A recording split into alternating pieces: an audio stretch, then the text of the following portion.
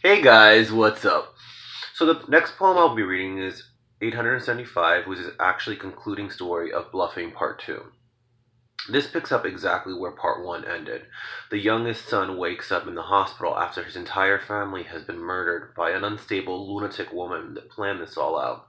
Even her belly was all a hoax. Maybe it was done so we wouldn't believe the worst of her. The FBI agent explained to the boy that the police had to take action with her. So the only thing that exists of her now is a letter that she wrote to him with all the answers and a secret that his mother never told anyone. Well, that we know of. Bluffing Part 2. After the FBI agent left the room, so did the nurse. The boy was by himself with a letter. He looked at the envelope. It was empty, no writing, not even on the top of it, not even his name. He wondered what could this lunatic of a woman need to say? What was so important? What was her excuse for murdering his entire family in one night? His father, his mother, his sister, and almost killing him as well. He wiped the almost tears forming in his eyes as he kept thinking of the pregnant lady. Apparently, she wasn't pregnant at all. He remembered when he was being taken out of the house on a stretcher. He overheard one of the police officers say that she was hoaxing a pregnancy. He turned the envelope around and quickly ripped the flap of it as he slid the letter out and started to read it. This is what it said. Dear the youngest one, I spent my entire life hoping that someone would come to claim me from that horrible orphanage I was staying at. There were some families that were interested, but if it wasn't mine that came, then I didn't want it. I screamed, I yelled, I acted out so they would never take me. I was exactly like a dog in a pound.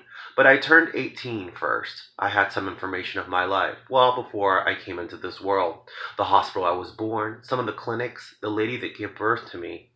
And I figured this was the town where I was brought up. I went to the hospital for some questions, but the nurses and doctors said they weren't allowed to give any of that information. I also went to the clinics. I even spoke to the woman who told my mother that she was pregnant. As time was going forward, I knew I was getting one step closer to finding the missing piece. But she also told me that same thing, this information was confidential.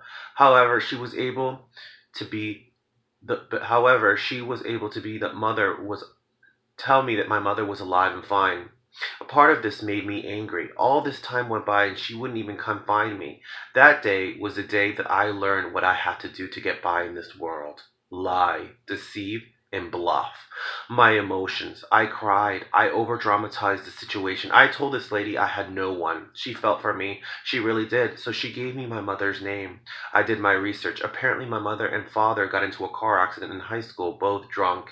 He died, and she was never really the same. During that time, she was pregnant with me.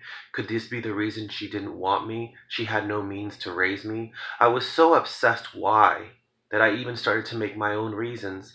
I further investigated my mother, where she was, who she was, and where she lived. That's when I figured out she remarried a man, had your sister and you. I watched all of your lives as years went by. I did this as if I was part of your family too, but eventually I realized that no matter what, I would never be accepted.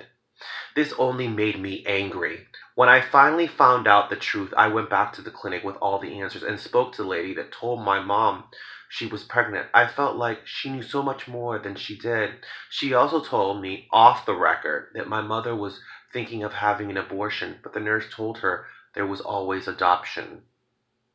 Do you have any idea how it would feel to know that the one person that's supposed to love you lied to you and never really wanted you? Well, I know this is horrible. I know that now you must pay the sins for your mother, but I had to take them away from you so you would somewhat understand my situation. Sincerely, your sister.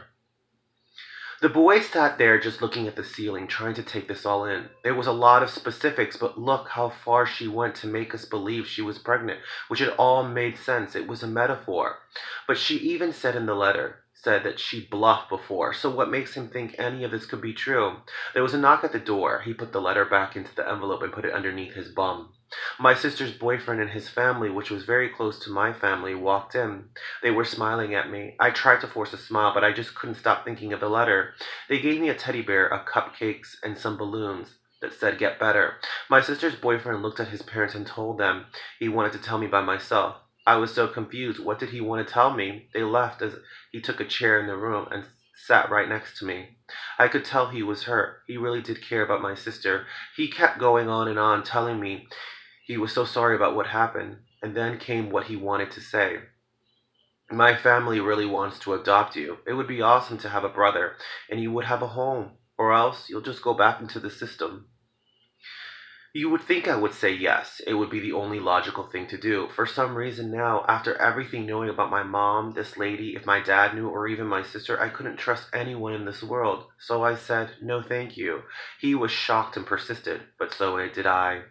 After he was done, he left the room and I started to cry. I looked at the window of the hospital and realized whether she was telling the truth or not, this is what she wanted me to feel.